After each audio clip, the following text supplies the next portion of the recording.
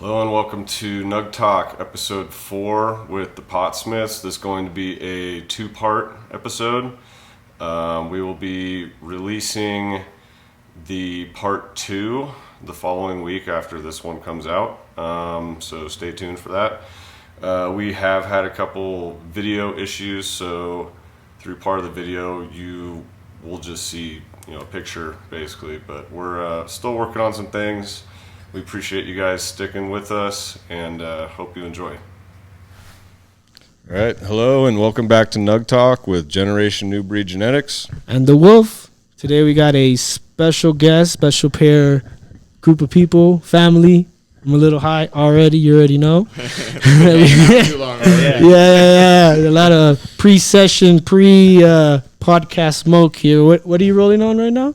I was about to ask you for some weed. Let's get some bubble bath. That's one of my personal favorites. Definitely has that soapy taste. But yeah, we got the pot maker, family man, cultivating for 33 years, successfully for 29 years.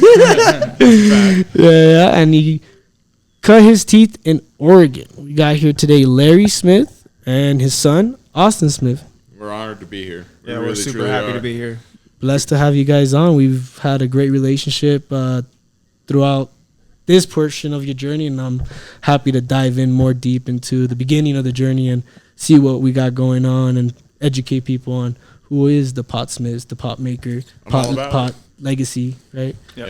Yeah. Yeah, definitely. Right. Cool. Well, let's so we're here at Nug Talk. Let's start talking about the journey for you and the Nug. When did you first started smoking? When did you first start seeing it? Sometimes people start seeing it before they start smoking. Give us a little bit of information. I was exposed to it when I was about 14 years old. Went into a friend's house, and you smelled his house, and his house smelled different than anybody else's house I'd ever smelled. Yeah. And his dad was really cool, and I that's kind of where my first exposure came from. I'd been pretty sheltered most of my life. I was adopted by a Christian family that was heavily military. Okay. We traveled the world. We saw Europe. My parents had been through Asia. I was exposed culturally, but I didn't really know about the people, if that makes sense. I hadn't been exposed to maybe everyday life so much. I kind of grew up semi-sheltered with school even. The first real public schools I ever went to were in Portland, Oregon.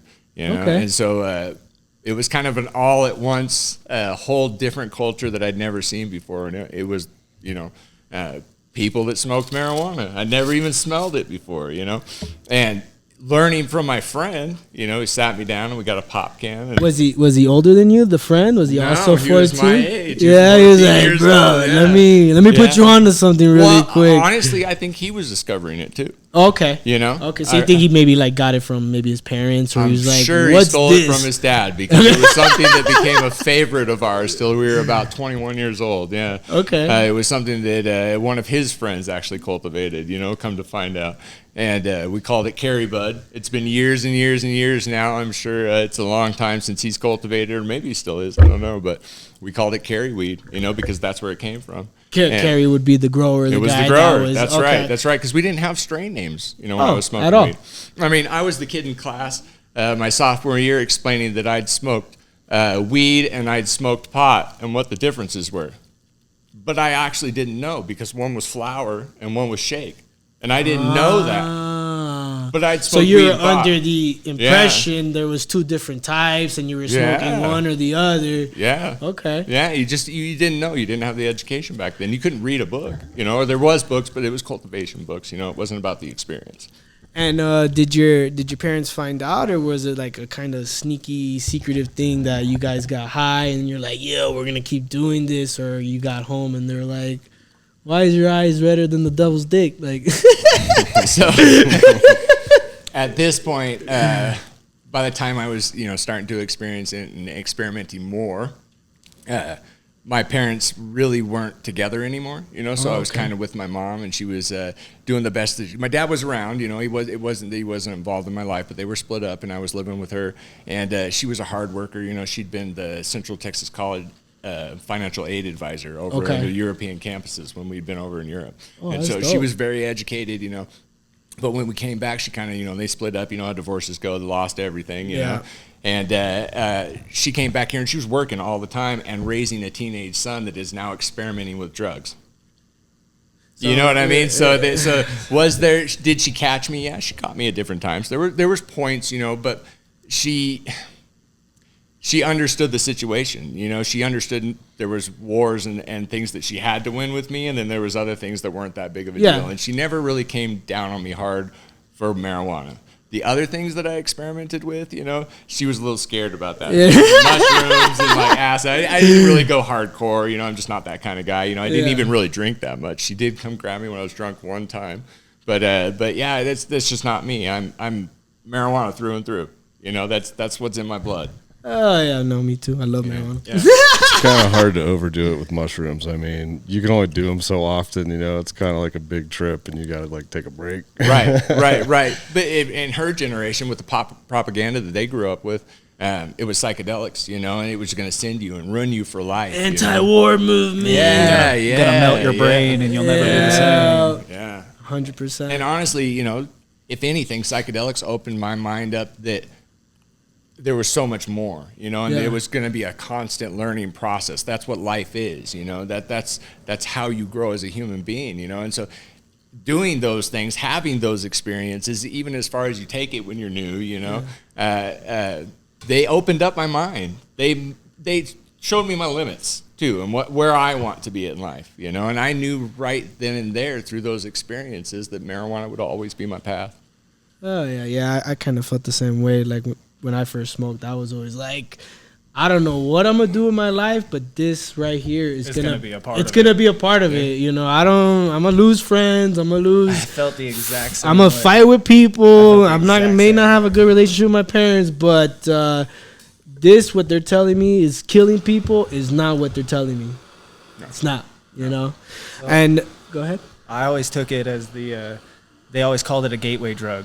And me and my friends came up with a joke that it was the gateway to the thought process they didn't want you to have. 100%. Not the start gateway. Questioning things. Yeah, you start questioning what they're telling you and what's going on around you, and not everybody wants that. Yeah, or like, oh, this is supposed to be such a bad thing, and right now it's such a positive thing in my life. So now, if they're lying about this thing, you know, what else are they lying about? What other things? What other things do they tell me that are so bad that are actually good and helpful for me? 100%. Yeah, we're still fighting some of that today, you know, just because of the fact that so many of these politicians are so old and they all grew up during all that crazy reefer madness. Yeah, exactly. And it's not to their fault, you know, they're programmed too. Let's really think about this. You know, these people are programmed too. They're programmed to make money this way. They're programmed to influence the public this way. It's time for them to hand over the reins. You know, it's really time for them to let us create the world that we want it to be. You know, and we're in a culture now, I believe, that's growing rapidly where pharmaceuticals not accepted anymore. For sure. It's just not accepted anymore. We want a way to heal. You know, we want a way to come back from this. We're tired of treating people. Yep, exactly. It's like they don't want to look at the root cause and then give you solutions for that. It's what is your symptom? All right, I'll treat that symptom. Yeah. No, that's how it goes every time. Yeah. Every revolving door. And how long can we keep you with symptoms to keep treating you? Because once you get into it, it's like the damn prison system, to be perfectly honest with you. Once they trap you in the pharmaceutical path, why would they want to give up a customer? Oh, for the worst business plan ever. Yeah, well. I mean, you could see just the side effects that you get from over-the-counter drugs. Like this one will give you this, and this just by taking it. But it'll help you with your allergies. That does have a very soapy taste to it. It does. It has a really good taste to it. I love it. Shout out Trek House.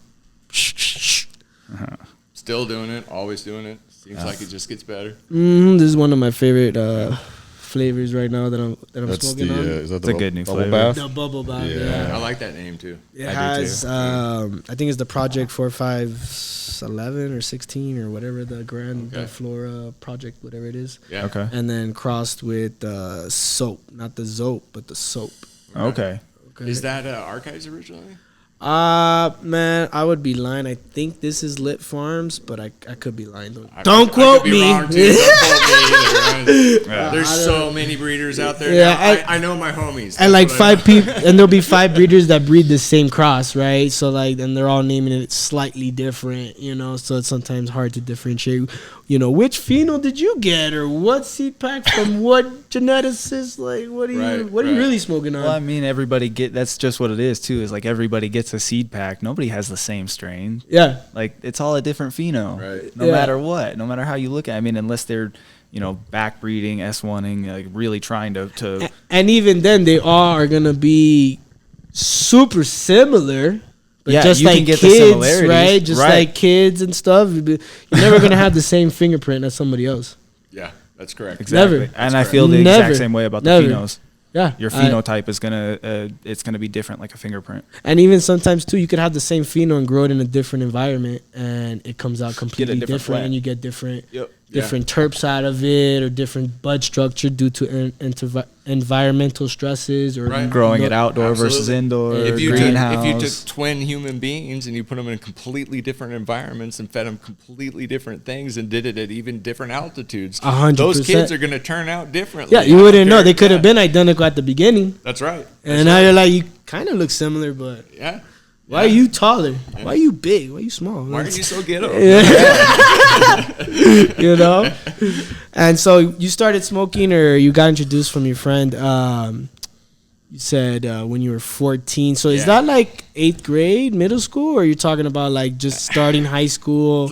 The summer before my freshman year was when we really, Summer before freshman bored year. kids, you know, just met each other, having fun, getting, you know, hanging out, you know, it was being a teenager, you know, it was those years, you know, experimenting with things. We were popping plants by the end of that summer, not understanding seasons. You know Yeah. what I mean? I think it's a good time, guys. The Yeah. sun's out. Let's go. Yeah, let's go. It's August. You know, no, that's not how it works at all. And then you get know? a cold front. Like, what is going on here? Yeah. Okay. And then so you started smoking. When did you started getting the passion, or started? You said you started popping seeds then too. When did you started like actually growing and seeing something in return, like actually So growing it out or educating yourself? Or? I was 16 years old, and I saw a garage system where a guy had basically set up a 1 gallon IV system where he would hang 1 gallon of the nutrients he wanted to feed, and then he'd set it up through an IV tube and the regulators. Original and drip go system. to his plants. And each one was hung up in the rafters of That's the garage, wild. and he would mix them, you know, through batch mixing, and then fill up the gallons. And so whatever he wanted to feed for that day, he would feed them through that day. And it would slow drip. And it would slow drip throughout the whole day. Damn, Yeah. that's- And it was a first combination of everything that I would eventually learn, but it was all in one package. You know what I mean? This wasn't just a soil grower. He had a couple plants in the backyard. You know, he had those ones that he brought in late season at the end of the year. And was this an older guy or the same age group, and they just kind No. of took off a little bit? It was actually kind of a crazy story thinking back on it. I forget some of these stories until it gets brought up, you know, in conversation sometimes. But so this was a guy that his kids, he had 2 younger sons. They were getting picked on, and the guy that I smoked weed with for the first time, him and I were coming back from school, and he knew them from the neighborhood, and they were getting picked on by some older kids from our grade. And we influenced them not to pick on these kids anymore, and that's created the relationship with their father. Okay, he was like, Yeah. all right, I fuck with you guys. You Yeah. looked out for my son. Oh, you guys Yeah. smoke? Come here, Yep. come here, youngin. That's exactly how it come, was. Yeah. come to my garage real quick. That was exactly what. Well, no, it wasn't like that at first. You know, we met him when we were younger, and we got to know him. You know, it was. We were allowed to hang out. We were allowed to be with the adults. We were accepted to be like pretty respectable for the kids. You know, Well, that and were you our did age. you did a respectable thing. You did an adult thing. You see something that's wrong, you took action. Like, hey, Yep. That was Oh, yeah. exactly what it was. You know, we didn't look at it at the time, and I didn't even know who these kids were. I just knew that my buddy was sticking up for him, and he needed backup, and so that's And what I was there to do. yeah, You know what we're I mean? brothers. We're I fighting got your together. back, Let's you go. know? Let's We've do known it. each other for a year now. Yeah. You know? I'll fucking die for you right now. Yeah, exactly. When you're a kid, you know, it's all perspective. Totally. Oh yeah. So yeah, he was the original grower, the original guy that I saw somebody cultivating outdoor, indoor. I saw him build a greenhouse and cultivate, and this was all in his backyard in Southeast Portland. Okay. So and this is back in the time when people definitely weren't supposed to be growing marijuana, and definitely not to the scale that he was. So he's a wild boy. Yeah. Okay. And a good person, though. I learned really quick that this association to bad people and marijuana was just not true. He was a family man through and through. He was a fisherman. He liked going camping. He's had a full-time job. You know what I mean? Like, this guy was a good person. He was a good husband to his wife. So real quickly, I saw that you could be a good person and you could still be a part of marijuana. That didn't make you a drug dealer. That didn't make you a bad person. Do you think that made him more successful? Or you think I don't think he was ever looking for that. He was the guy that was just hooking up his close friends. Okay. In perspective now, it's very, very small scale. When you first see it, and you're 16 years old, 17 years old. Yeah, this guy's a billionaire. He's fucking smuggling the crazy shit. Well, he grew the best weed I'd ever seen. I hadn't seen a lot of weed. There wasn't much to compare to, but that's awesome. Yeah. So then, when he showed you that and he started like bringing you in, is that where then you started to like, okay, I'm a start building something bigger? It was more than popping seeds. It was more than trying to make plants work that I never actually got to flower. I had told people I had grown marijuana for probably 3 years before I'd actually seen a plant even flower. So like 17, 18. Yeah. And that was the first time I actually hit the season properly to see one flower and then take it out to fruition. But my male, seeded that female, and so it wasn't the greatest weed. But it's been a slow, self-driven process for me. It hasn't been one of these situations where I had a bunch of books, a bunch of internet. I had, I don't come from that generation. Well, I come from the generation where it was a damn privilege if somebody would even talk to you or have a conversation. Yeah, for sure. No, but you had to be in order to even know or be privy of that, what's going on. Yeah. Because people would be doing things all day and... Yeah, dude, growers today have so much information at their fingertips. If you don't know something about growing right now, it's because you're either not reading or looking, because it's there. It's so easily found and available. I mean, it's abundant. And you can take all the information, and still your first run's probably not going to come out that great. That's true. Or you chase that first run for the rest of your life because you didn't absorb it properly. There's all kinds of variants that go into it. It definitely makes it, for the right person with the right head on their shoulders, it makes it a way quicker, more accessible process than what you guys did, where you basically had to like kind of look at it from square one, know? Yeah. There wasn't anybody that was going to give me the full blueprint. There was a lot of people that saw the respect level that I had, and they were willing to share tidbits of information. And I learned real quickly that there's a lot of people that are willing to work as hard as we're willing to work, and there's a lot of people that aren't, and the information's out there. So what does that say right there? It's just the fact that some people are driven, some people are passionate, some people aren't willing to say no or give up. It's just you drive for it no matter what. There is no plan B, so to speak. There's never a plan B, because plan A is going to work. It's always... Yeah. It has to. There's no other option. I didn't make a plan B. This is the plan. This is the plan. Yeah. No. 100%. 100%. Do you remember what type of seeds you were popping, or were they just bag seeds at the time from the carry bud? I never saw seeds from the carry bud. I wish I'd have known about all that. We learned about propagation real quick, about taking cuts and being able to root cuts. Okay. We did it in different ways. It was much slower. It would take us up to 15 days, 16 days to get a clone to root in soil, but we were making it happen. We were making healthy plants, And at that time, were you doing like, I would assume like maybe living soil, or were you feeding it like just amendments? Or? Oregon has beautiful, beautiful black soil. Real quickly, I learned that the fish carcasses that I was burying in the backyard to hide from my mom and keep them out of the trash were turning into really good compost. And I was using fish carcasses and doing plants over beds of old fish carcasses and getting some of the stinkiest, rankest, probably more living soil than I knew what I was doing at that time. What's it like up there dealing with like just like the humidity and things like that? Well, I'll be honest with you. The first few crops that I pulled, when I even saw fully developed buds, bud rot was one of the biggest issues. You know, Botrytis. molds were, botrytis, all kinds of different things that I saw really quickly. You know, and at the time, you know, it seemed like I was defeated. You know, but I didn't realize how much information I was taking in, how much information I was learning just through experience, through my own experience, being able to identify things, forced into situations to go, what is this? Why is this happening to me? What do you mean buds can't be soaked 24/7? It rains here 24/7. Like, what am I supposed to do about that? Am I supposed to put something on? I don't know.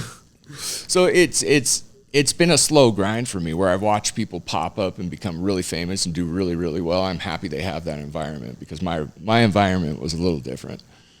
My environment has always been a test of endurance, you know, and that through that I think I was able to teach my sons the appreciation for the knowledge, the appreciation for the craft, realizing that there's so many different variables that go into it, so many different interpretations of what you can offer to the community, you know, and I love that part of it. You know, my future in cannabis is watching all of us become, you know, vineyards of our own, you know, and we all have our brands and we all sit on the shelves with each other and we all are bringing that craft product with our own personal interpretation of what we want to offer the community. And we're pushing each other, right? Steel sharpens yeah, steel. So, you know, you bring something like, damn, motherfucker, just whoop this out. Yeah. I got to work on some other shit. Like, Yeah. you know what I mean? And constantly, and I feel like just like with music and other things, I find that as friendly competition, right? You know, I mean, I would have never achieved the stuff I did in my 20s as far as like understanding how to steer crops in my early 20s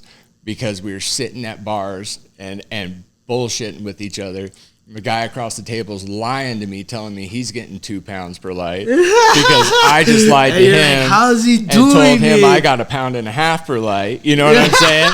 And then we go home, and we've talked about this since. You know, then we go home. And we were driven by that. And we were hitting 2 pounds per light because we were... Spoke it into fruition. We did, you know. And it was that competitive nature where we wanted to drive one another. We wanted to share the best strains. We wanted to see who could grow it the best. We wanted you to have that cut that we had, to see what you were able to do with it that I couldn't do with it, you know. We wanted to learn and absorb from one another, you know. So it was very helpful driving ladder situations where everybody was pushing each other from one rung to the next, you know. And that's how it should be, right? You know. Yeah. It was That's wicked absolutely cool how it should watching be. it from my point of view too. Just having, you know, him and you know the other mentor I had at the time really just pushing at each other constantly comparing with each other, constantly, you know, who's got the better version of this, who's got the better version of that. Oh, bro, you grow that way better than I can. What are you doing differently?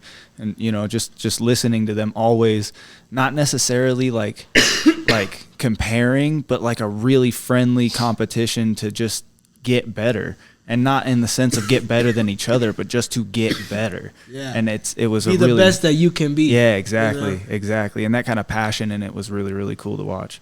Yeah, I built a couple of mirror image grow rooms in my early 30s for a friend and I. What? Mirror image grow rooms, meaning, you know, it was two different operations that were almost identical. Okay. The through and through old 1,000 watts, you know, 8-inch vintage, you know, and the old school stuff, you know, old school magnetic ballast, all that stuff. And you can hear the hums. We would grow the same exact strains, and he always got his a little danker, and I always had a little bit better yields. Every single time. Every single time. And we would talk constantly, and that was the competition, you know. We were working with the same markets, but everybody else, you know, noticed it as well, you know. That's awesome. Yeah, it was cool. That's fun. Kind of keeps it competitive. It did. Yeah. It did. It actually drove our relationship to a point where we had a rather large mutual respect for one another, you know, at that point, as cultivators, as friends, as the fact that we had gotten better off of each other's backs, so to speak, you know. I like the way that kind of situation is, because like even if you guys are growing the same thing, you know, you can really see the different expressions of your own styles of growing. Absolutely. You know? Absolutely. It And what a really cool shows thing through. to see that you can do that with something, you know, two same identical cuts, you know, and just through your interpretation. Yeah, it's cool, man. You know, and like even fast forward to today, obviously different situation, but you know, like you have your guys' style of growing. You know, like us at Stone Street, we have our style. Also, we both have to kind of stay in the market of selling strains and things that people, you know, want to buy, but at the same time, it does leave us enough room where like you guys are kind of growing different stuff than we're growing. Yeah. You know what I mean? Yeah. And vice versa. Like And we can really show the we each passion kind of like that lean way. a little bit more here or there, and it shows in both styles, but they're both And it's quality. supposed to you be know? that way. Yeah. It's supposed to Yeah, be you're that supposed way. to have different. They're supposed to have avenues. options, but it's supposed to be from people that care and are putting in the time and the effort to look for those things. We think Yeah. about those things. We talk about those things. It's funny. We're doing a podcast of a conversation we've had so many times. You know? We're doing Wow, a we're just finally podcast doing of it. us hanging out so many times. The only difference is there's no tequila. Like that's all I see. You know, I'm not much of a drinker, but it happens. You know, like honestly. These are the kind of people that you should be looking at. You know, I've heard a lot of people say lately, know your grower, and I think it's one of the best expressions I've heard in a long a time. great- I don't Great saying. smoke no weed that I do not know where it comes from. Like That- who grew that's- it, Yep. what they put into it. Like I can't. At the same time, I also want to say that you also are willing to try other people's weed because you want to see what else. Oh, else is out there. 100%, 100%. You know the guys But- I'm talking but about I- that but are I- like, I only smoke my weed. I'm like, so your Nah. opinion doesn't mean much to me. The thing is too, right? I surround myself with a lot of growers. True. So Very with true. and people that do genetics and things of that nature. Yep. So like for me, I'm always hunting for what I love, but I'm also looking for the new wave, right? That I come across something where I'm like, yo, these chirps are crazy. I have to mix it with what I made and see what the fuck happens. And the crazy this thing and is, that. your first inclination when you find something special, I want to share it. 100%. Yeah. You want it? Yeah. You want it? Bro, you gotta try this. Try this. Try Am I this. crazy or is this good Yeah. medicine? Like, Yeah, absolutely, you know? absolutely. That's one of my favorite parts of bringing people into a grow that haven't seen plants and like seen the Oh, different the different Charlie and the Isn't that Chocolate special? Factory. yeah, you just go like expression. smell this one, smell this one. Oh, you notice how that looks a using little a bit different? torch. They're like, oh, I didn't, but now I do. You know, it's kind of fun. So, well, freshies. So how old were you now? You're talking about like mirror growing. You had, and your friend doing the exact same thing you This doing. guy was born when I was 19 years old. Oh, so you're outside. Yeah. Having a good time. I was trying to grow up a little too fast, if you want to know the truth, His mother and I were high school sweethearts, That's and awesome. we had kids pretty early. The twins were born about 4 years later, Okay. and so good spacing, unexpected. I had a family of 5 very quickly. Real quick. Yeah, real quick. Yeah.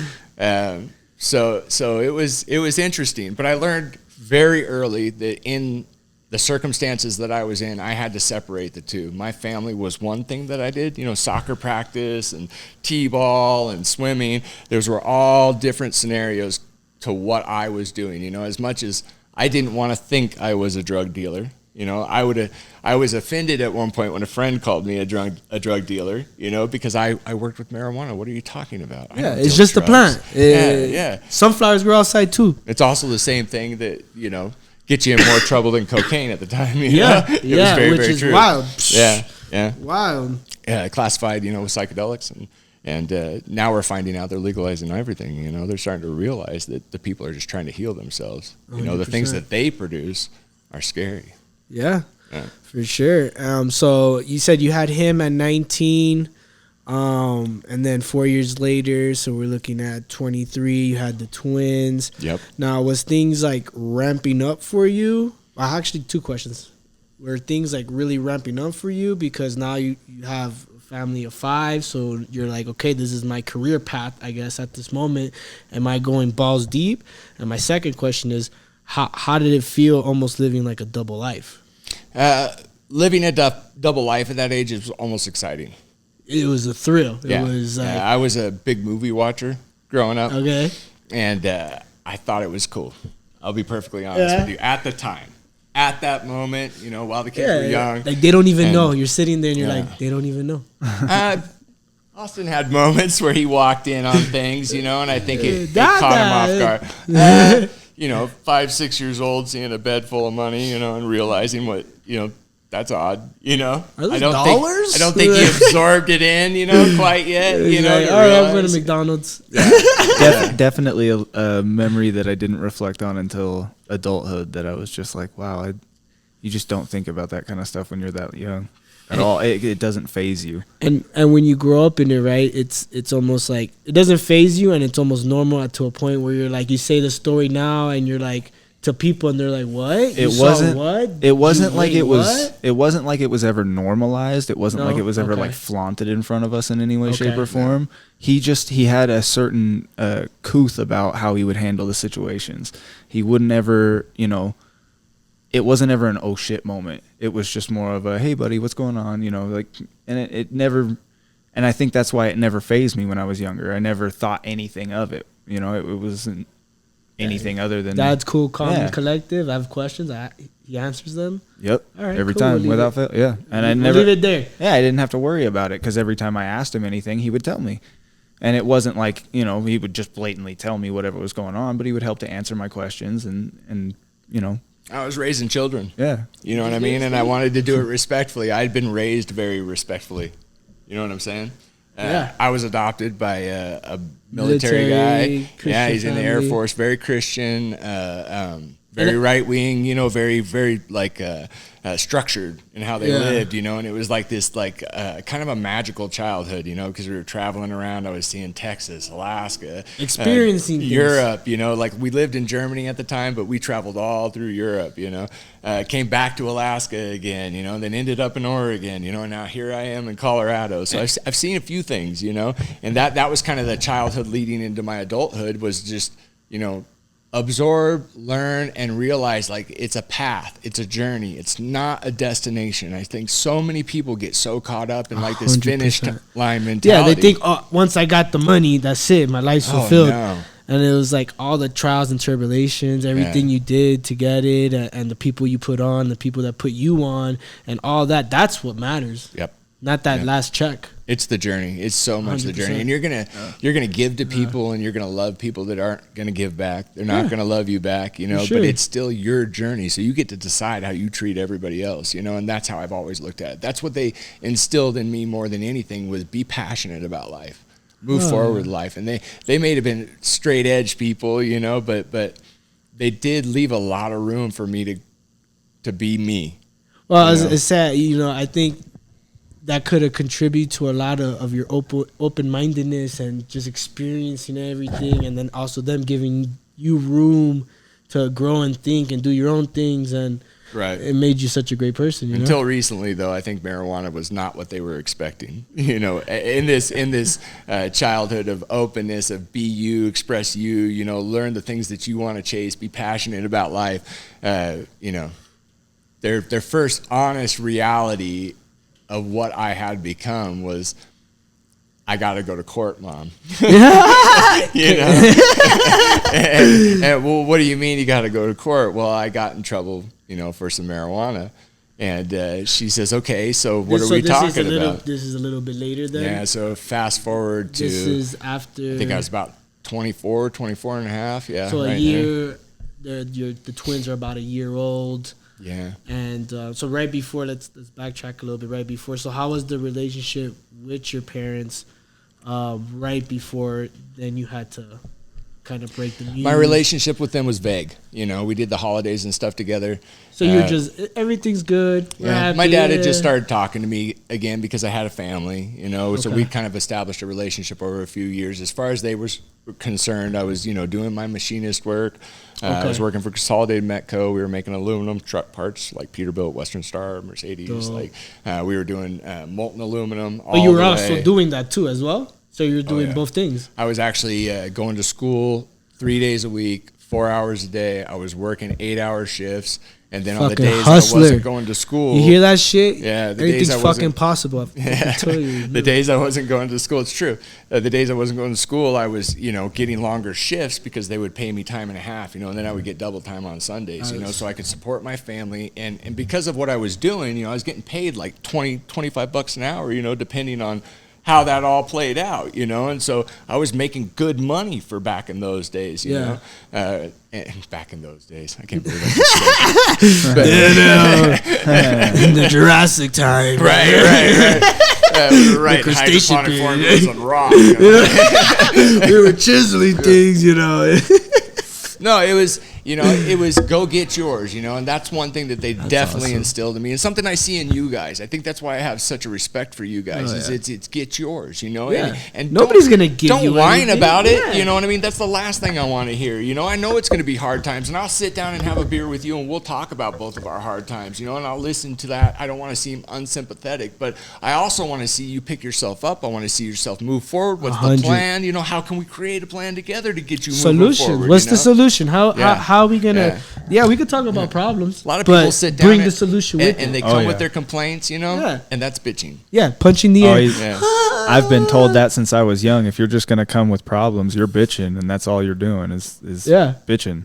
Yeah. Yeah, you don't have a solution, then you're just bitching. Yeah. You got to come up. You with gotta a solution. come up with it's your something. responsibility Yeah, too. Yeah. exactly. It's- If you can it's your identify the problem, identify the solution. For sure. These are life lessons through cultivation. Yeah. Tell me it ain't true. I was gonna say, man, any good cultivator I've known is a problem solver by nature because shit goes wrong in the grow like all the fucking Constantly. Every Constantly. single And day. if you think it's going flawlessly, it's because you're not in there It's enough. because you're not in there. Yeah, for It's because sure. you're not in there enough. 100%. Like what Spencer said on Garden of Eden.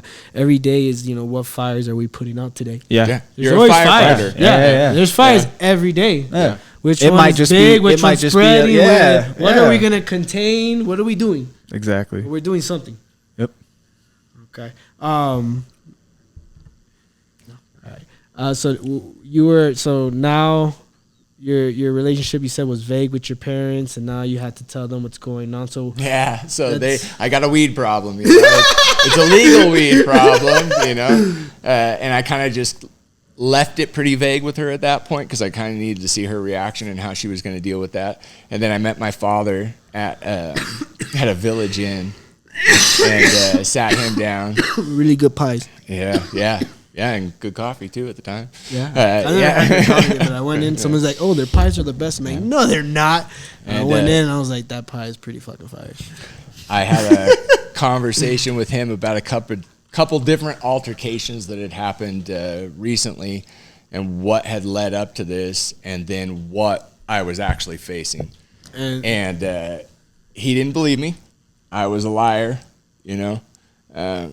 His son would never be involved in something like this. His son would never do anything like this. Oh, His man. son's not capable of something like this. Oh, He didn't even say worse. those things to me. But that's what the impression. But that's what he yeah. that's what he internalized. He didn't share that with me. He sat there and listened to me. To me, it was a very genuine conversation where I told him a lot of things I had never expected to have to tell my father. Yeah. It in some ways it brought us a little closer because he knew how honest I was willing to be with him.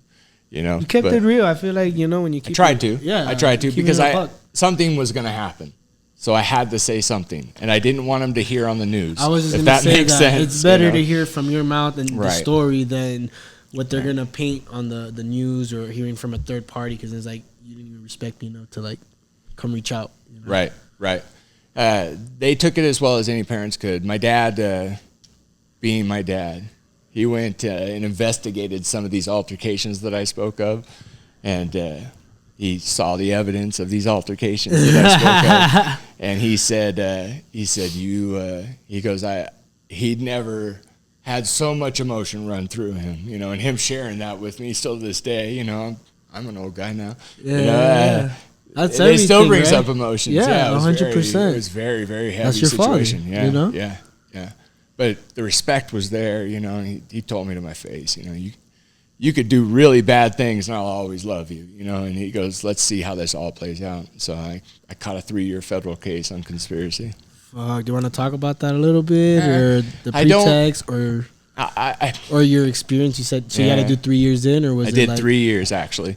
Okay. It was 37 months was the sentence, and you do 90% of your time, and then I spent the rest of that time that I would have spent in the last 4 like months a halfway house? in a halfway house. Yeah. Okay. Yeah. So it was time away from my children. That was the hardest part. Oh. I was lucky in the fact that I got to see them every weekend that was possible, and it was very rare. I got a lot of shit for that, but I didn't give a fuck, Yeah. I had to teach my family about that shut off time where the visits would end. You kind of just shut it off and you stop having emotions. And towards the end of my sentence, she didn't understand why. And I was going through so much stuff, getting ready to be free man again. And, if you've done any time, you understand that it doesn't take long to put you in that situation where you learn to live that way. Yeah. So living another way is a huge change. You're on survival mode. Yeah.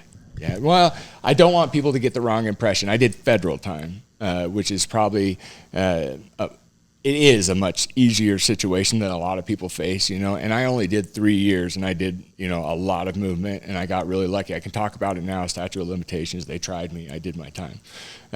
But it was dartboards, softball, basketball teams, dorms, you know what I mean? Like a few guards. The fence ran one length and had ends on it. You know what I mean? We were all smugglers. So. Oh, you guys are just talking about, hey, what We route did whatever you we take? wanted, yeah, we were helping each other out to make sure we ate shrimp for that sure, night. yeah. I'll be perfectly honest. You can't expose people like us to that situation. Expect us to entertain ourselves. Expect us to live the way that we want to live. All you have is time to think. The fact that we stayed was the respect that we showed. Oh yeah. So then after that, after the 3 years, I came out and I did 4 years of probation. They made me do as long as they could. The judge said to me, Judge Brown, she says to me, I believe that you are a good man. I believe that you will do good in this life. She goes, I believe that if I don't make a very big impression on you, that you will go right back to it. Boy, you were right. She said, I don't believe that time inside will do a lot for you, so I'm giving you the minimum sentence. And back then they were pretty bound. I'm not sure how it works now. I don't honestly pay attention to it. I'm straight and narrow nowadays. Yeah. We all are. Yeah. But I had 4 years that I had to face a probation. She gave me the 3 year sentence. I did 37 months, and then 4 years behind that where I was very strictly supervised, where I had random UAs every single week. I was checked up on home visits constantly, got to know my probation officer pretty well to the point where he had to admit that within the first 2 years under my probation, I was making more money than him. So legally. I was working for a window company, and they taught me marketing skills that have been invaluable, to be perfectly honest. Yeah, life lessons, you know. Honestly, yeah. And how old were you? And that whole situation, was that like eye-opener where you're like, I don't even want to smoke weed? I honestly didn't really know why he went in. It was just more of, your dad has to go away for a little while. Yeah. And it wasn't like really explained until I was a little bit older and I could kind of comprehend. And he was actually the one who explained it to me and cleared it up for me and was like, no, this is what happened and this is why I went away. And in my mind, I was like, oh, so somebody told on you for something that, conspiracy in my mind. I was like, that's not even real. What are you guys talking about? Like, yeah, they like to throw that one around when they don't got nothing. I wasn't actually caught with anything. Yeah. No, so I mean, they love to throw that one around. I can't. That's the spaghetti when he on the wall. When he explained it to me, it was almost like, because I had already smoked weed by the time he explained it to me. Okay. How old were you? I want to say it was like 9 or 10 the first time I'd ever tried to smoke weed. Now you tried. You didn't even know what you were doing. I didn't know what I was doing.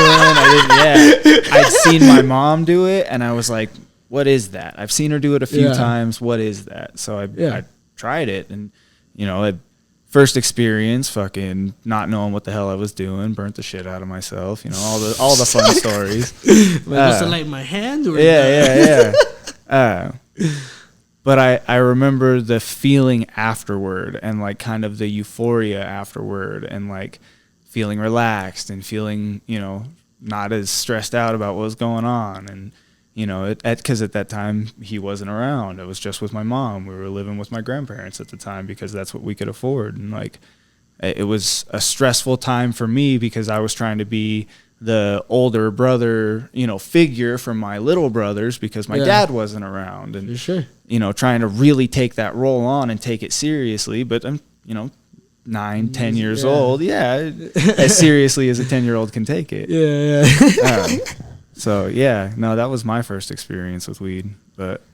And then, you know, his explanation of it all was more of just a kind of a reaffirmation that he got in trouble for nothing is how I felt about the whole situation. He got in trouble for something they said he was going to do. He never got in trouble for anything bad because it was just weed, you know, in my mind. Yeah, to this day. And yeah, still to this day. We didn't smoke around him when he was a child. No. We kept it very separate from him. I don't very, want very to separate. Go get it. No, it's definitely me sneaking around. If he was being a kid, I would have done the same thing. Crack through the door. Yeah. What is that? They've been hanging out. You don't even see it. You just hear the. Right. Yeah. So I, you know, no clue what the hell is going on, but yeah, that it was more of a push to reaffirm that I wanted to be a part of marijuana or to have marijuana a part of my life in some way. Okay. Yeah. Oh yeah. So then, you know, you do, and you're working windows because you're on probation. Yep. I was with Evans Glass for about 3 years. I worked myself up from knocking doors and taking appointments to being their marketing director. Bro. Anybody that can knock doors is a different type of animal. I don't know. Yeah, we called it guerrilla marketing, and they taught me tactics back then where you face a lot of problems head on, and you learned how to clover close, and you learned how to use different techniques to basically work people into an appointment. And then I just started applying those techniques to everything that I did. You know, I started applying everything that I could learn that they were willing to teach me into my life, you know, and they had me reading books that were very pointed. I had just gotten out, so I was an avid reader, you know, and I could read really, really fast, you know. That's and really so good. when they started feeding me information and they were sending me to different events and you know, HR things and just everything that they were willing to throw at me, I was willing to take it, you know. And I was working with a crowd of people that were all in their mid-20s, and I'd actually hit 30 years old by the time I got out. And so it was a... So you were 30 when you finished the whole 7. Yeah. No, just the sentence. I was on 4? probation for the 4 years after, so I was 34 when I actually finished. Okay, I was 34. 35 when I came out to Colorado. When I got off probation, unfortunately, events like that can change relationships drastically. And as good as she tried to be, you know, making sure the kids were still involved in my life, even when we tried for the next 4 years that I was on probation, we had kind of come to a point where we agreed that it was time to move on. And I had a bad reputation. I was getting pulled over, you know, when I wasn't even doing anything wrong. You know, I was getting searched in front of my famly. So it was like you went in, so I was ready to leave, and she was not, you know, and I okay. was okay with that, you know. Yeah. And He says, yeah. That's how it went Pretty down. much how it went down. Yeah. I mean, so is that, and I'm just trying to get the timeline here for the people. So around 34, when everything was all said and done, is that when you moved to Colorado, or is that because you said you wanted to move or go somewhere? Yeah. Did you end up just picking up and going somewhere else, or? It's a crazy life, isn't it? I was actually coming out here to meet my biological family. So if you back it up, I get out. I'm on probation. My best friend is a avid cultivator, you know, and still back then an avid cultivator was somebody that was riding the thin line, you know. Even with the medical stuff that was going on in Oregon, there was a lot of scrutiny. And he was able to navigate that whole time that I was gone, and he had been safe that whole time I was gone. And so I had somebody that kind of kept me going and The funny thing is, I went into federal prison and they gave me 9 greenhouses and 26 acres of agriculture, and so I pretty much just sharpened my skills. And where I had thought I was a successful grower before, I had seen flowered plants, I had smoked that flower. It was really terpy, it was unique, you know what I mean? And I didn't know what it was. We didn't know what to call it, you know. Yeah. The only people that sent me any weed with names on it were Canadians. You know, so that was a different experience. But G13. you know, by the time I got out, and he was, you know, he had been actively cultivating, and I had obviously been actively cultivating and understood things on a large scale agriculturally.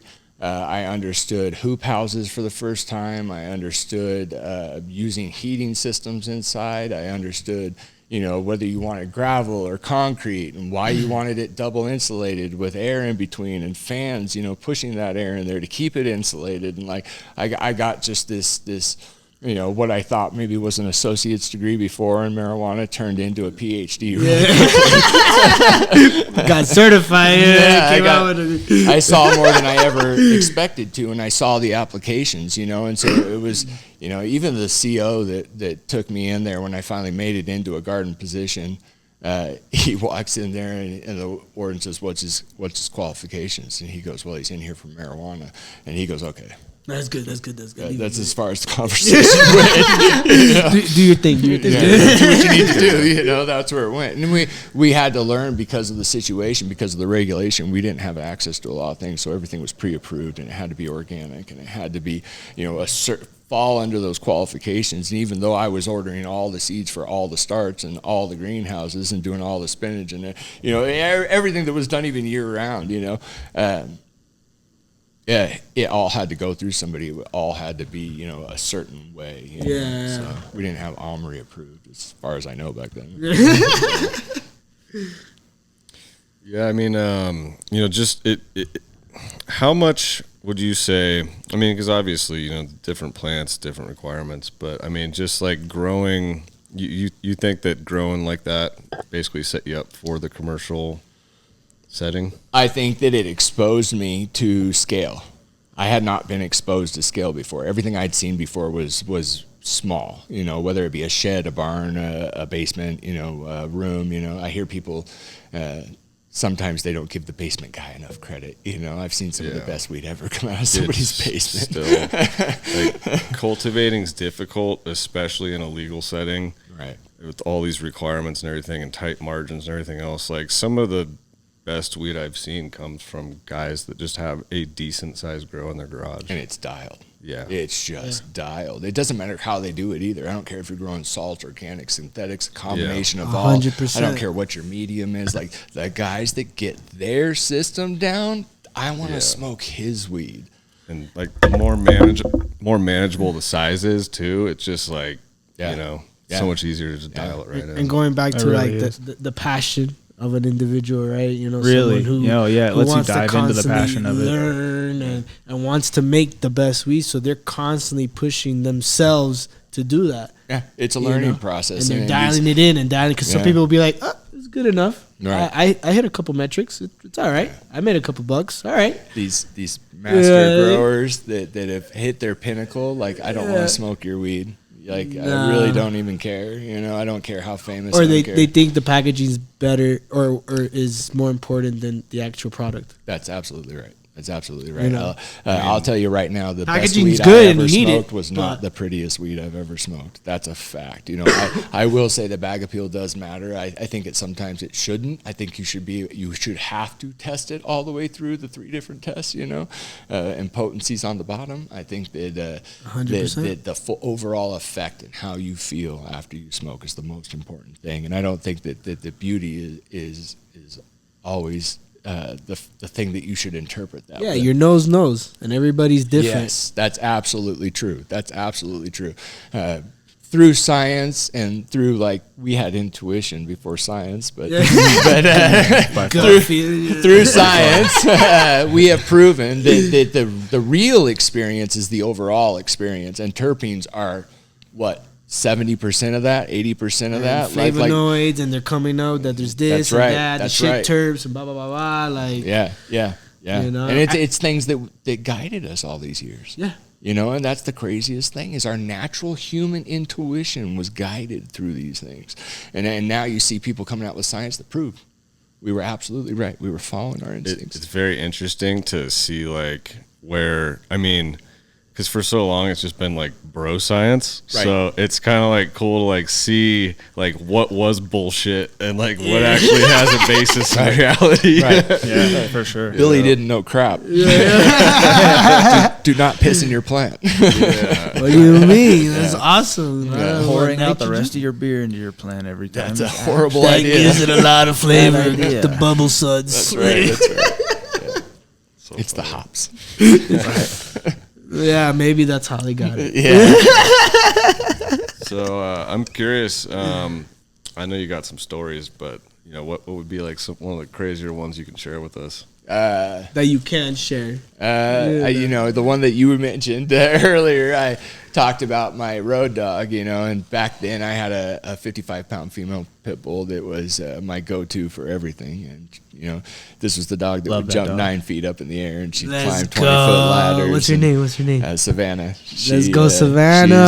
She's a pure red nose, you know, and she was an athlete. There was no doubt about it, but she had my back and I had hers and we worked together. And that's how I did what I did, you know, and there was a point at one time, maybe more than once, I don't recall. But, The one that we're going to talk about. yeah, where she proved without a doubt that she would back me up, and I had somebody that was on my tail while I was walking out of a situation, and she was able to pull him off, move him, and do everything that needed to be done without it having to escalate, you know, and then get back up into the truck, and we drove off. And it's a hairy situation, you know, it's not Yep. something that you want to go through. It's fine. We're running. We keep running. I think it's, Okay. it's still going. Yeah, so it was just, it's one of many different experiences. I don't think people go through some of the stuff that I went through back then. I don't think I'll be honest with you, man, through all the crap and all the like,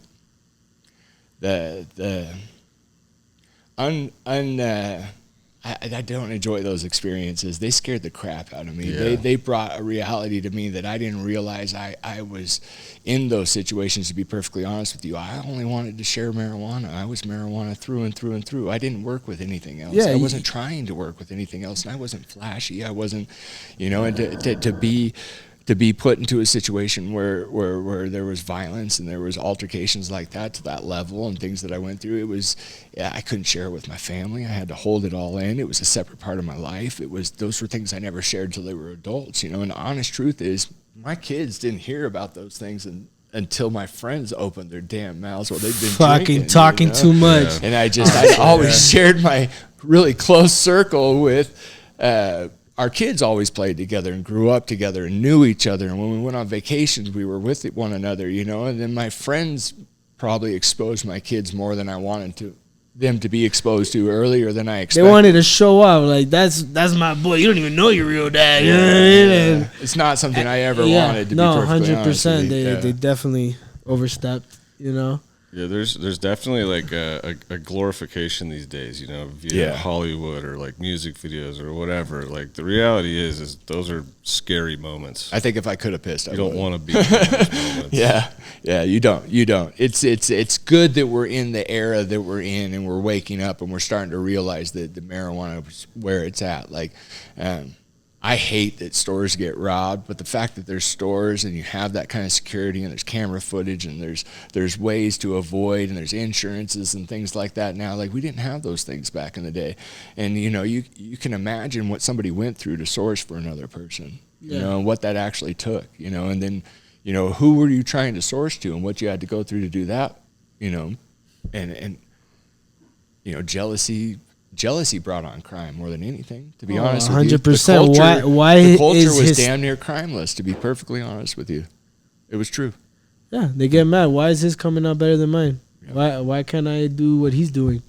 It was true. It was unfortunate, but it was true. You know, we had our circle, but, you know, circles get penetrated. Oh, Circles have to 100%. deal with things, you know. Also, too, some people like think, you know, oh, it is just a plant, you know, but what also comes with that, right? You know what I mean? Like it's something that people can make money off of, and they see a lick or a possible way to come up on somebody. And and not only that, you have to worry about not only, you know, law enforcement, but you got to look over your shoulder, because somebody can come tie your whole family up trying to look for something that may not even be there because you kept shit separate.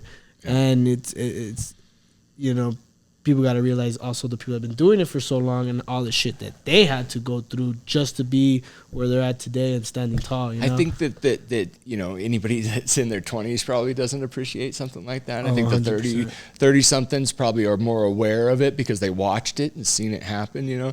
And then there's the guys that have hit my age bracket, you know, and maybe older, that realize, you know, we did pave the path for everyone. We 100%. Did blaze the trail. We did move things to places that other people were unable to or incapable of, or we did create that flow line that exposed people to the nature of the product. You know, we were actually able to put the message out before anybody put the message out, just through exposure. We changed the culture that way.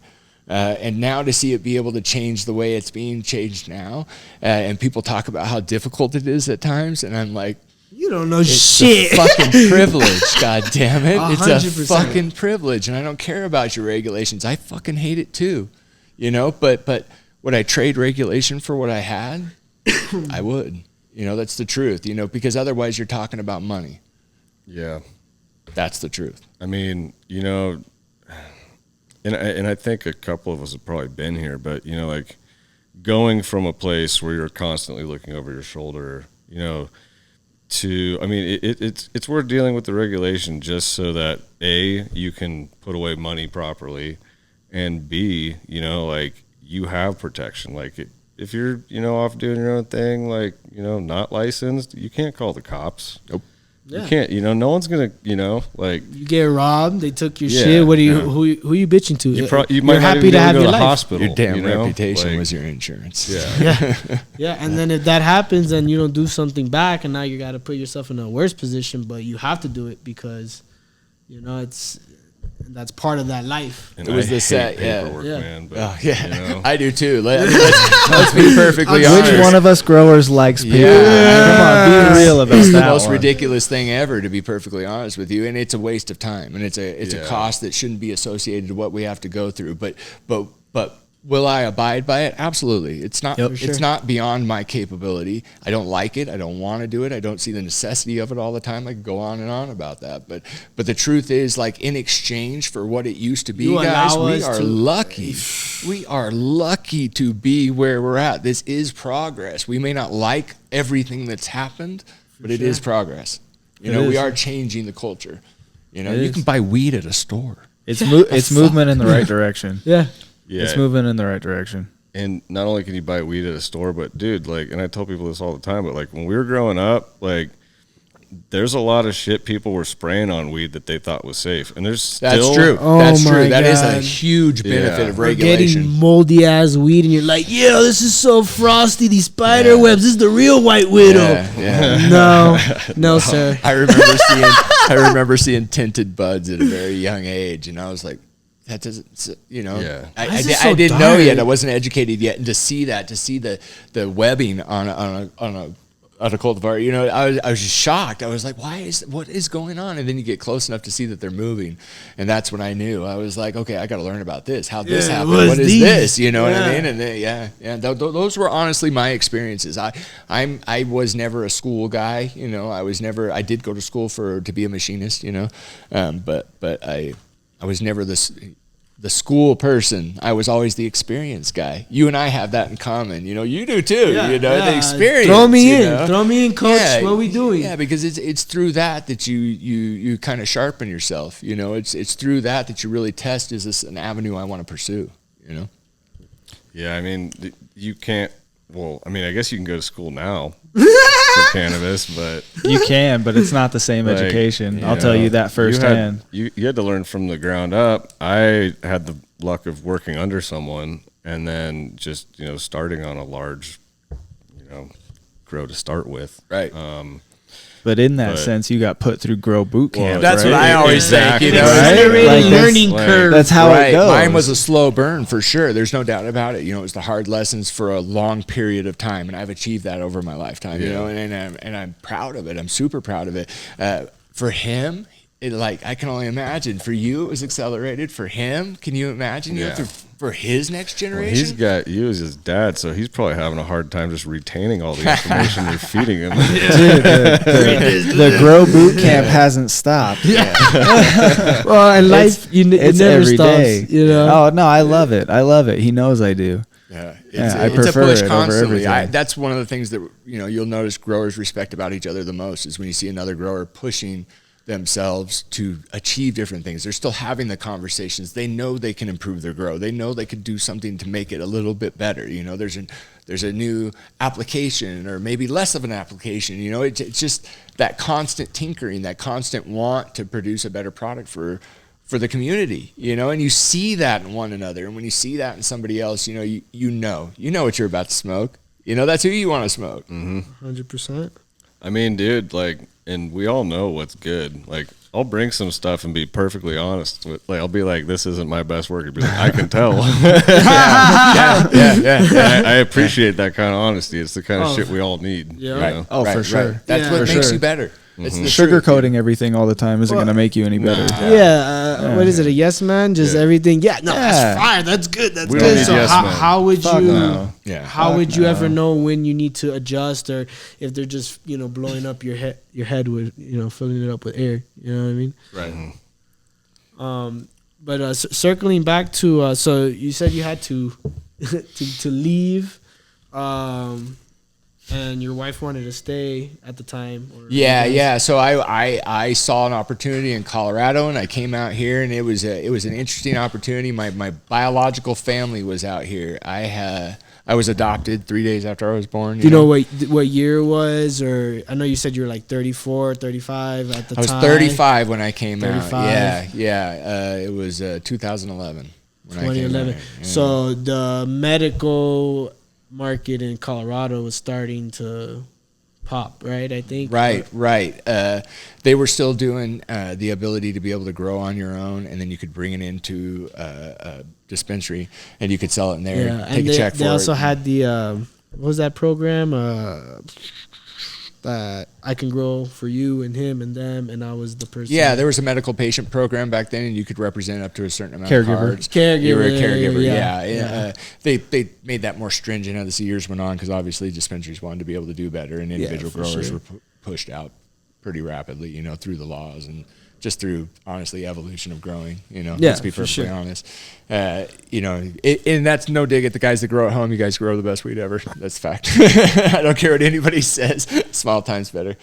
But yeah, I was in a situation where I was able to come here, and I was kind of a guru at first. I was kind of a cannabis Yoda, to be perfectly honest, because I was able to apply applications to what I would consider, small now, but back then was pretty decent for Colorado, and I was putting people in a situation where they were doing better than ever. They were getting better yields. They were seeing better results, and I wasn't trying to change their techniques. I was trying to hone them for them and ask the questions, I was one of the guys that talked about foggers for application. I was one of the guys that, started talking about, runoff and things, years and years. Runoff? What is that? Yeah. I'd show people, this will change your life. This will tell you what you're reading. Obviously it's changed drastically since then.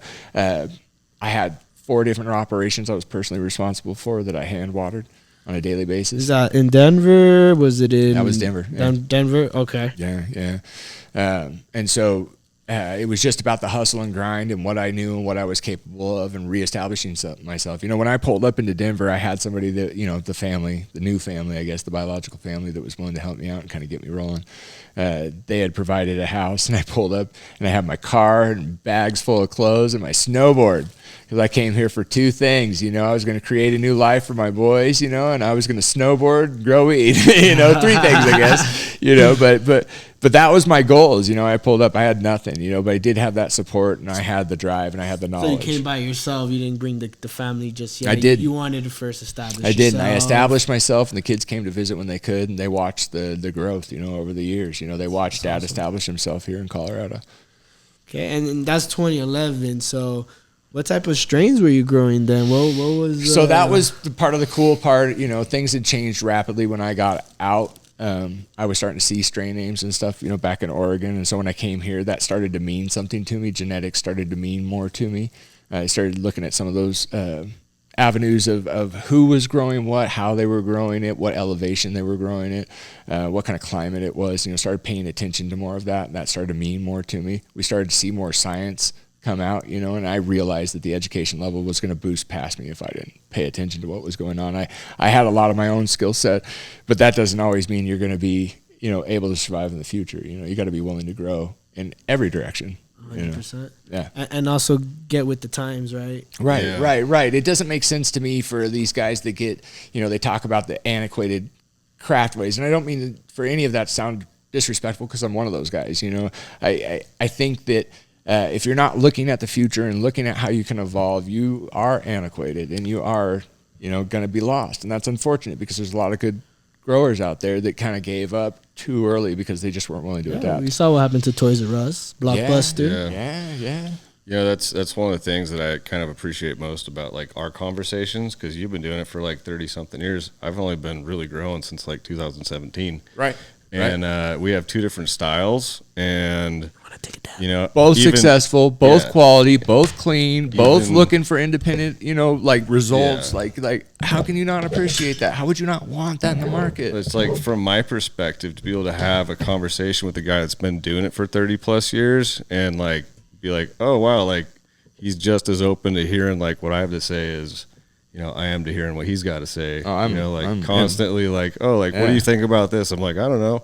Could it be that? You know, it's like The best part about my boot camp has been how open he's been to my questions, and the willingness to accept the fact that I'm going to ask a dumb question. I'll ask it, and he'll tell me why it was a dumb question. Dude, sometimes a dumb question turns out to not be a dumb question. You know, Well, wait a minute. Now you got me thinking. I'd rather ask the dumb question than not ask at all, though. Yeah. He knows the that's wrath what I that comes from learned. not The dumb- asking the question. Yeah, I because would if you much don't rather be ask and you asked. just go by the whim of it, like, Yeah. and you don't know, then you're gonna fuck up. Yeah. You're better off asking, sounding stupid for a second, and making sure you're educated about it. And I feel like a dumb question is the question that's not asked. That's correct. That's correct. You know, if you're Always. lacking information now, it's Well, you're probably gonna- it's probably you just not willing to put in the effort. You know, Yeah. what it comes down to now, the craft growers that are out there, the guys that are doing it on scale, so to speak, but still keeping the quality where it should be. You know, and pushing the limits of that at the same time. Those guys know it takes work. It takes elbow grease. It takes dedication. It takes passion. It takes so many things that so many people will lack on some percentage somewhere that'll keep them from being successful. We're always looking at where we can pick up more. You know, Yeah. we're always looking at how do we evolve more? How do we create a better system for a better result, for a better product? You know what I mean? We're always more looking efficient, you know. at that. Yeah, and I believe that's what's going to keep me alive. You know, There's a level of sacrifice you have to be okay with to really dive deep and learn something. Yeah, I think for sure. Spencer hit on that actually when he was talking about the sacrifice, you know, that you got to be willing to take. And that's absolutely true. You have to be willing to sacrifice. If you're not willing to sacrifice, this is not the job for you. There's really good trade jobs out there that'll pay a lot of money right now. Yeah. You know, this is not the job for you. You got to have a whole different level of understanding of who you are as a human being, what you're willing to sacrifice and go through, what you're willing to do. I've had ups and downs to great heights and very far lows, you know, even as of recent. And we move forward. We know what we're going to do. We know what we're put on this planet for. We evolve through those experiences. 100%. Yeah. you know, it's just like one more problem to solve, right? Yeah. I'm used to this. I've been living this for a long time. It's crazy. Like, recently we've even found, like we were like, what if we ran the numbers? We're like, okay, well, like theoretically, how many harvests could we get in a year? Right now we're harvesting every 12 days. We're like, I think we can push it to 10 if we get a bigger plant count and more veg. Yeah. And, dude, like that pulls in an extra 6 harvests a year or something like that, dude. Like that's not a small number. That's life changing for guys there's like us. Always stuff like or 6 new different flavor batches we can drop. Yeah, more genetics. Now That's wiggle room. That's the guy you want growing for you, though, that has that mindset. The guy that's like looking like, can I get more flavors to the people that are fans of our products already? Can I show them what interests me and what I find exciting? Can I show them different aspects of what's possible? And you start thinking like that, and you're producing the best product ever.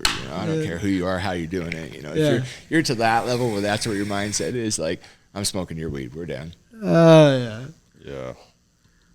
Looks like he's setting up the dab. A little segue here. Do you want to talk a little bit about the piece? So, I want to share my pieces. Like, I've accumulated some things while I've been in Colorado, and I'm not a flashy person by any means, but I definitely like my glass work. I definitely like artwork. I'm definitely into marijuana, and so I have collected some pieces over the years, and I've definitely, I like to share them with friends typically. We'll go to events or we'll hang out. I'd be scared to be hitting his shit. He'd be having, look at that octopus over there. Like, so just cool. look at that shit. Yeah, that's a local What artist. the fuck? That's Mako Glass right there. Shout out to Mako. Yeah, he's the real deal. He's doing creatures and creations like That you've never shit's seen beautiful. before. Like, So rad. that looks like a museum piece. Like, you don't even fucking. Yeah. And when you Being want to a- hit out of it, Being a West Coast kid, seeing something like this, it really like brings me home too. It's freaking because you awesome. see those over there. I haven't really visited So- the West Coast much. So Pacific Northwest is land Yeah. of the giant octopus. So Yeah. Oh, the Yeah. big ones. The big massive red, ones. massive, The big giant red, octopus. massive ones.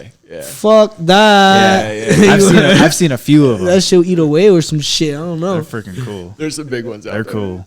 But yeah, so that was why that piece was special. And when I saw his artwork, and he was a local Colorado artist, I said No, I had to have And one. those colors on it is. So the truth fucking- is, I waited and waited and waited till the timing was right. And I got the piece I wanted. Yeah. Yeah. You said colors, and that was what was the deciding No, factor. yeah, that shit looks crazy. And then this one you said is more of the functioning in terms of the.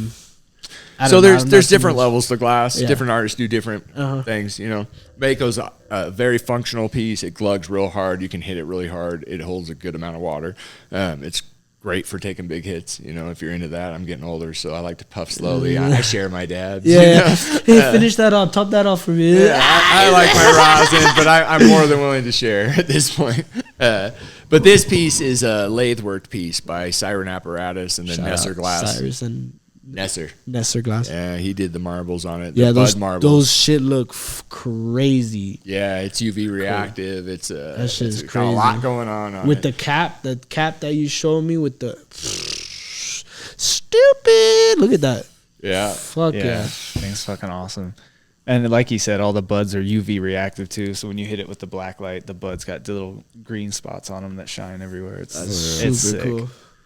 We enjoy them as a family too. Yeah. This we know each other. Not flashy people, but there's certain things that we take pride in, certain things that we're excited Yes, about. things we have like. we have snowboarding in common big time. We talk about boards and mountains, Yeah, and I you send guys gotta get videos past to that. him. Yeah, we're gonna get back at it. It's a fluctuating sport when you're a grown man. You got to do it when you can do it. There's years that have been amazing, and I've gone up, almost 100 times, and then there's been years where I've gone up 5. And that's sad, but it happens. I try to go at least maybe once a year, but I'm nowhere near where Dude, you I've guys only- are. I fucking do. I'm nowhere near where he's at. Nah, I do that. Yeah. Him, yeah. Yeah, This guy yeah. beat Sean White. I don't know what the fuck. Dude, we were like 5 feet tall. I don't care. I love that story. I don't care if you were To 3 this feet day, tall. Yeah. to this day. I'd think own it's that cool. story for the rest of my life. Yeah, why not? Why not? It's a Um, good experience, and that's what it's really about. It's that travel we're taking, and that's something that we've shared in common for a while now. Is we're both taking our marijuana travel, our journey of experiencing cannabis. We both have very genuine, honest, interpretations of how we see things, how we want to move it forward, and I believe we support that in one another. When we see each other, it's high fives and handshakes. And when we're not in the room, it's nothing but good taste. You know what I mean? Like that's what I want to see the culture turn into. Like, that's great. That's what the culture should be. Yeah, it's great that you got 200,000, canopy acre. Like, I don't want to smoke your weed, man. I want more variables. I want more different people, like, and like you said before, to tie this back in, the regulation about applications of testing and the qualities, and being able to lay those things out scientifically and understanding the values of what you're buying. Potency isn't the most important thing. I think everybody said that at this point, but potency doesn't mean a lot to I've me. had 14% blueberry headband DJ Short. It was probably some of the best tasting weed you've ever had. I forgot where I forgot where I got it from, but dog, ugly looking bud, but when just opening it and smelling it, therapeutic. I'll be like, oh, I feel better. And then when I smoked it, it was for me the most amazing high. And then they would have some strain. I'm not even gonna name the strain. 33%, and it tasted like ass, and it did not get me high whatsoever. Right. And then also too, there's variances to the testing, right? Before it was like a variance of 10 to 15. So they'll put 30, 40% and it's not even that, and people are just going off that number that is not even the true, I mean, when you look at it logically too, you're getting over 30%. You're telling me a third. 33%. You're telling me of the whole bud is crystals. Of the whole thing. Oh, there's some fat ass Is crystals. THC really? Yeah, we've all seen those special strains. We've all seen things that probably tested very, very high. But let's be honest, when it comes down to it, I'm not going to store this weed in the bag and show it to my homies. It's getting smoked, folks. Yeah. And that is the test. That is the test. What people aren't telling you too is, like, when the people that are seeing a lot of those like 30-something percenters and they're testing, what they're doing is they're going through, they're pulling out every little bit of stem. They're making sure that thing's like 99.99% dry. Yeah, like zero. Honestly, testing doesn't bother me other THC than by weight. Yeah. So exactly. It's relative weight to the rest of what's there. So you make that as light as possible. All of a sudden, like, wow, we have crazy THC numbers. It's like, yeah, but that's like as dry sure as about that? Hey, you're the same guy that finds a loophole in the law. Good for you. That's cool. I'm glad that you achieved that. But people see those numbers and they're like, oh, wow, that's crazy. It's like, well, yeah, but, this is how they did it. Yeah, let's smell it. You're hoping that let's taste education it. I don't even. Let's smoke it. If we're sending in potency, I'm like, just whatever. I don't like. No one looks at that shit anyways. Right.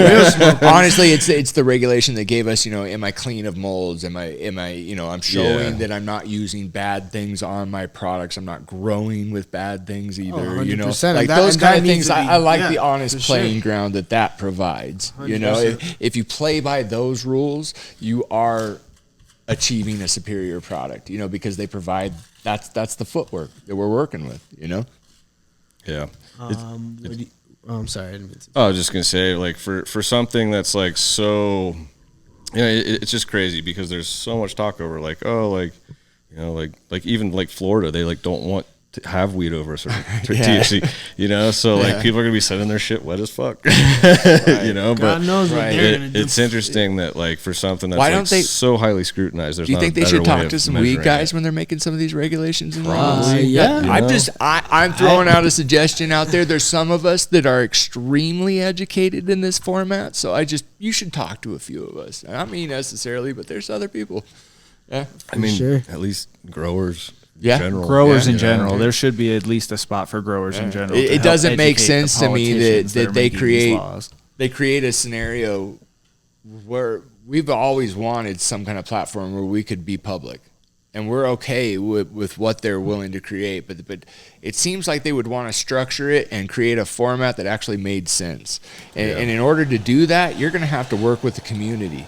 And they don't do that. They don't talk to the current. There's Oh, a there's that complete disconnect. loss of information because, Yeah. like, let's say, like, you call metric, for instance, you know what I mean? Like, you're like, hey, like, but they don't know how to relate the software even to what you're doing. Yeah, I had to learn how to use metric from other growers. that's right.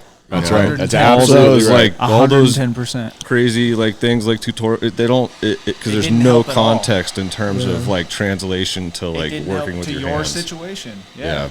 And it varies from situation to situation too. it varies from situation to situation. Yeah. 100%. Yeah. What are you gonna smoke on? Which one did you see that you like? My personal, again, shout out. This is my dog, Tricouse. My personal favorite is the candy fumes. I got that shit before the vault. That shit is. That was the first one that we smelled, right? Yeah, This was the second one that I smelled. And I'm just then trying to put them in there's order to three. There's remember. the Flying Hawaiian candy fumes and Frosted I honestly Enigma. like this one. That's the one that I like. That's the one you. Yeah. All right. So I have raised somebody that's honest with his own opinion. My opinion's not his opinion, and he is educated enough to give I his love own that. opinion and have it accurate as hell. And He's I can not follow scared his to direction. to be like, that's not what I like. Right. That's what I like. Oh, he knows better. He knows better. Following my trends, you know. He tests them. Oh, I like this one. Is the boo boo one, and he's like, yeah, I like it too. It's boo boo. Yeah, exactly. He's been through that boot I camp taught you already. better. Wanted to do a quick shout out to Jaws Hash. Dropped off a couple flavors for us of these live batters. Yeah, we were smelling through those earlier. Dude, They're they smell phenomenal. incredible, Yeah. I'm impressed with what everybody does, Dude, you know, and I think that's that's so to me, you know, through all our fluctuations, through everything that we've encountered, you know, it's all chiseled us into what we're capable of now, you know, and how we're able to move through the community now. I think that there's got to be room for these guys. There's got to be room for the guys that are putting out these kind of products. You know, there's got to be room for the craft guys that care about the products that are being put out. And if you think this is a money game, it's not. All of us just want to make a living at this point. Yeah. You know, we want to be comfortable, sure. And if it's somewhere along the way we get rich, or I leave a legacy behind for my sons or his, you know, sons, I want to be able to create that situation. You know, I want to be a part of that. That's all I'm trying to do, and produce a product that I can respect in my heart. You know what I mean? Yeah, you could put your head down every night that, you know, you gave it your all. It's something that you're happy to represent, and you're pushing it forward. Yeah, you know be what I mean? humble enough to improve. Yeah. That's the other part of it, you know, like these guys that have hit certain pinnacles, you know, that I don't ever want to hit my glass ceiling. I want to break through it over and over and over for again, sure. you know, and I push myself and I humble myself to see the new advancements, to see the new techniques, to see it evolve, you know, 3 times over. I've seen people doing hydroponics and organics and, you know, rock You've seen wool it all. for Yeah. years and years and years now. I've seen it revolve over, and it's a new trend and a new, you know, and now with social media, you know, the trend's changing every other day, and they get them battling each other and stuff. It's not how it's supposed to be. You're supposed to all be different. You're supposed to all take your own interpretation. You're supposed to realize there's a difference between scale and your little tent. You know what I 100%. mean? And There's- also, what works for someone may not work for someone else, right? That's absolutely their right. environment can Yeah. dictate that, okay, I cannot do that. Yeah, be open to guidance, and people, you'll grow the best weed you've ever seen. You know what I mean? And you'll be able to show people that. It won't just be something you think in your own head. You'll be sharing. You'll have that desire to share with other people. And That's the community that I grew up in. We were tight-knit. We didn't have social media. We didn't have cell phones. We didn't have any of that stuff when I was learning all of this stuff. We were doing it. Yeah. We were out talking to each other. We were out there, you know, creating our circles and our experiences, you know, and I feel like the guys now, you have so much influence, you have so much ability. Like, let's see you make something of this culture. You know, that's what I'm encouraging my generations to do. You know, make something of it, guide it in the right direction, and don't do it through talk. You know, do it through example. That's the difference. yeah. You know, let your ego get out of the way, you know, and let's make real change. Let's show people what it should be, you know, and you're a good example of that. I don't care if you started yesterday. I love smoking your weed. Thanks, man. That's the truth. Oh, yeah. Appreciate that. While he's there setting up the dabs, and we get stupid high. Yeah, they do that. Coming back around. So at 2011, you came, you started, you said you were hand watering like 5 facilities. 4 different facilities. Yeah, I was on 4 different facilities. I would make 140 gallons because that's how big my Rubbermaid was that I could keep in the back of my Audi. And so I had a pump, and I showed my friends, you know, that you could do an automated pump system through an on and off switch, you know, that was remote. And I'd pump my pump in, and I'd stir it with the pump, and then I'd get all that going. You know, that eventually is what it evolved into. You know, it first started with a 5-gallon bucket. You know, it was 5-gallon bucket and a Rubbermaid, but through, you know, evolution. But you know, probably a year into it, you know, I was using a pump and I was using a hose, you know, and I was able to get away from the hand watering. You know, and that kind of cracks me up. The people that, you should be willing to evolve to what's available to you. You know, it made my 100%. life a lot easier. I got a girlfriend. It was great. You know, I actually had time to do something like that. This concludes the end of part 1. We hope you guys enjoyed, and we will be dropping part 2 next week, same time as this week, and we hope to see you there.